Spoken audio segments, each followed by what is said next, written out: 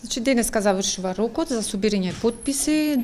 Рокот е до 24 часот од група избирачи. Меѓутоа би сакала да напоменеме дека поднесителите на листата на кандидати е до 14 септември до 24 часот. Листите се поднесуваат до Општинската изборна комисија, каде тие ги утврдуваат дали се поднесени во определен рок и согласно изборниот законник. Додека тоа е направено од страна на поднесителите на кандидатите од нивна страна, значи истите се утврдуваат со решение веднаш или најдоцна 48 часа од приемот. Тоа општинските изборни комисии? Тоа општинските изборни комисии и изборната комисија од град Скопје. Колку има до сега поднесено?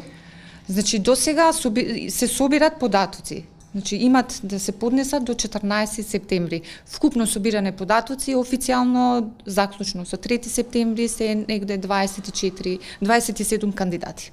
А на ниво на град Скопје имате информација колку се?